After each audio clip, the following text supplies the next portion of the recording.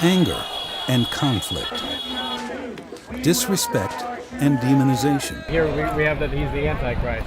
Let me say what I have to say. Polarization and dysfunction. Thank you. What planet are you on? I'll give you the facts. Can we deal in facts? Give me a break. The extreme left and right have hijacked our political discourse, each side voicing opinions and values based on their own set of facts. Here! How much is How much is our dumbass! The result is a fractured system, teetering on the edge of political paralysis.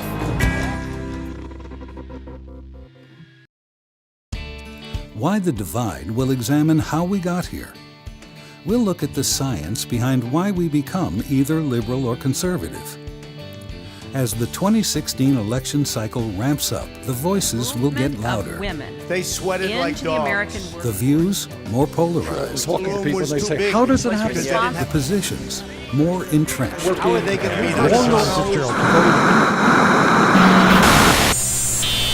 Well, that's better. It is loud out there. My question is, how did it get like this?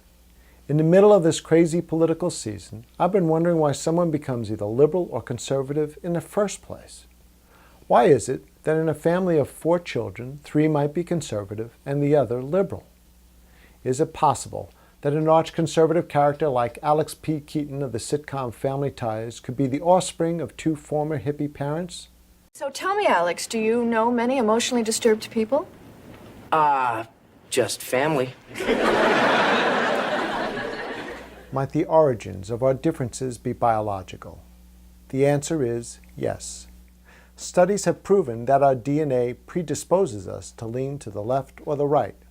That's predisposition. It's neither destiny nor fate. But our DNA does point us toward one worldview or the other.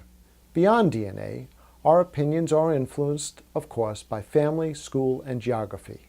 Again, Mark Warner, the Democratic incumbent, has a very narrow lead here. Ed Gillespie. And today, we are under the constant influence of media that is very different from that of the post-World War II era.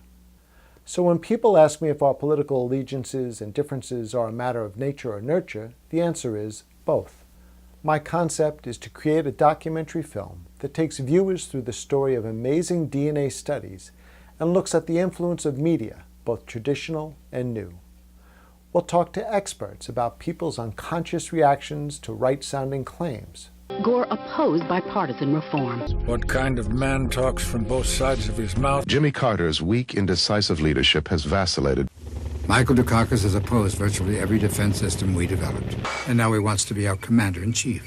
6, 5, 4, 3, 2, 1, 0. We'll examine why voters respond positively to negative campaigning and why they sometimes base their decisions on impulse rather than facts. We'll answer questions like, what tips people to the extreme? What is the effect of the divide? Who, if anyone, benefits from the divide? And with genetic editing at our doorstep, what impact might money have in controlling the very makeup and worldview of future voters? The good news is, once you know the emotional and moral drivers of liberals and conservatives, their positions are much easier to understand. Knowing what I know now, I believe this documentary will move people toward a more tolerant outlook. Viewers will come to see that the other side isn't quite as crazy as they might think. While we sometimes use different methods, we often want to achieve the same goals. That truly, all of us are in this together. To learn more, particularly about the scientists and other experts who are involved in our project, please visit our website, whythedivide.com.